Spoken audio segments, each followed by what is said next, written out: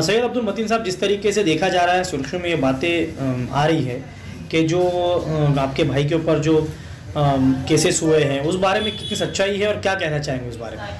सबसे पहले मैं अस्सलाम वालेकुम।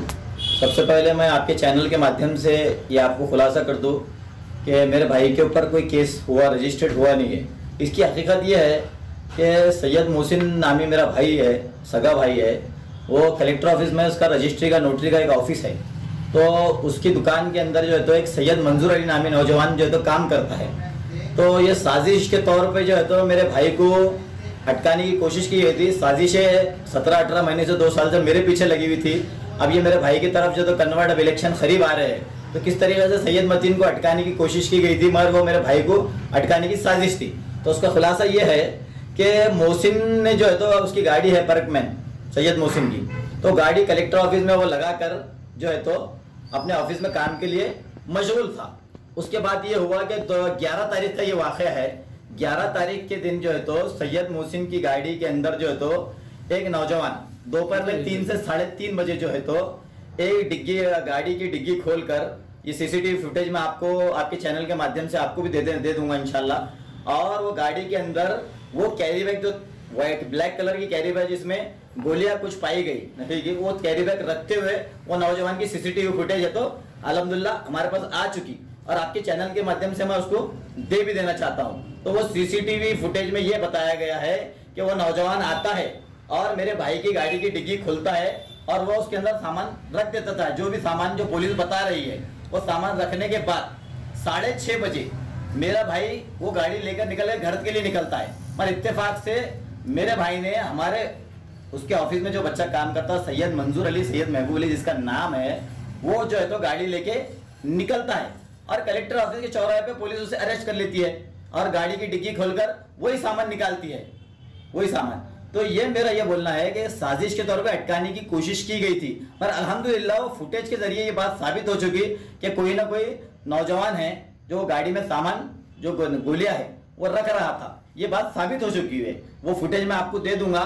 और मेरी अपील है, लोकल पुलिस स्टेशन ने भी क्या ये ट्रैप था, उन्हें भी ये किसी के खबरी के जरिए ये मालूमात दी गई थी कि भाई ये सामान ऐसा था मोहसिन की गाड़ी में। यार, अब मोहसिन को अटकाने की कोशिश की थी। वो बच्चा नौजवान जो है मंजूर अली, जो बेगुनाह है, और मेरा भाई भी जो है तो उसके ऊपर कोई केस रजिस्टर्ड नहीं है।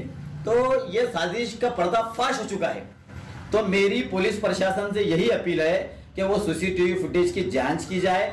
और मुझे लोकल जो पुलिस स्टेशन है उस पर कोई एतमाद नहीं है। और मेरी पुलिस कमिश्नर निखिल गुप्ता साहब से भी अपील है, और मैंने गृह मंत्री को भी पत्र लिखा है, राजेश भैया टोपे से भी मैंने उनको जो मैसेज के जरिए ये बात बताई है, इसका खुलासा किया है। तो इसकी सीआईडी चौकसी की मैं मांग करता हूँ कि भाई ये जो मामला हुआ है इसकी सीआईडी चौकसी होनी चाहिए, क्योंकि ये कब तक बर्दाश्त किया जाएगा। ये टेक्निकल केस, इसके पीछे कौन लोग है, कौन है, इलेक्शन करीब आ रहे हैं और मुझे अटकाने की और साजिशें जोरों शोर से गर्म हो चुकी है।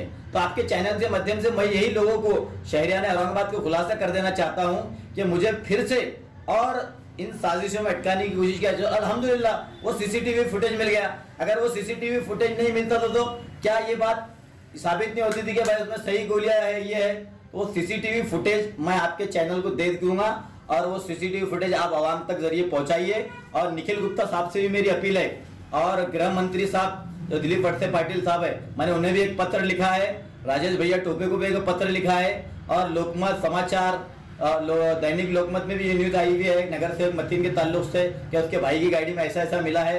तो फुटेज का खुलासा मैंने अभी तक नहीं किया, मगर अब मुझे ऐसा जरूरत में कि फुटेज या तो शहरियान औरंगाबाद तक आ जाना चाहिए।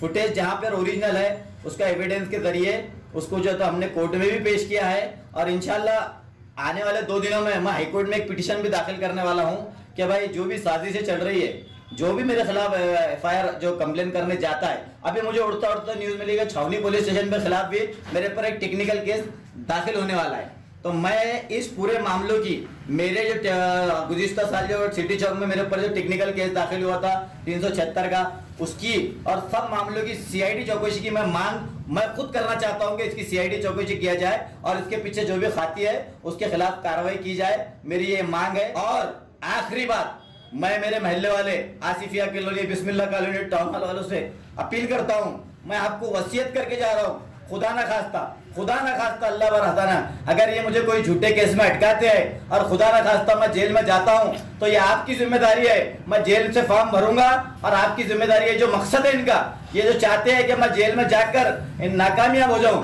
तो खुदा ना खास्ता मैं आपको वसीयत करके जा रहा हूं, अगर झूठे केस में मुझे अटकाया गया, हाँ ये केस का तो मैं खुलासा कर चुका हूँ, फुटेज आप देख लेना, और फ्यूचर में अगर मुझे झूठे केस में अटकाया गया, मुझे मगर उम्मीद है मेरी पार्टी से, राष्ट्रवादी कांग्रेस पार्टी से अग्र खाता हमारे पास है, इसकी सीआईडी चौकसी इंशाल्लाह इसके आदेश मैं लेके रहूंगा। नहीं तो मैं विभागीय आयुक्त तो हमारे सुनील केंद्र का उनके सामने बेमुद्दत भूख हड़ताल करूंगा कि इसकी सीआईडी चौकसी की जाए। और वार्ड वाले तो फिर से अपील करता हूं, मैं वसीयत करके जा रहा हूं मेरे मोहल्ले वालों, अगर मुझे झूठे केस में अटकाया गया और मैं जेल से चला गया तो मैं वहां से फॉर्म भरूंगा, और तुम्हारी जिम्मेदारी है इनके मकसद में इनको नाकामयाब करना, और आपकी दुआओं से, अल्लाह की दुआ से, मेरी माँ की दुआओं से आप मुझे हजारों की लीड से चुन के देना और इनके मकसद में नाकामयाब करना। खुदा हाफिज, अल्लाह हाफिज, जय हिंद, जय महाराष्ट्र।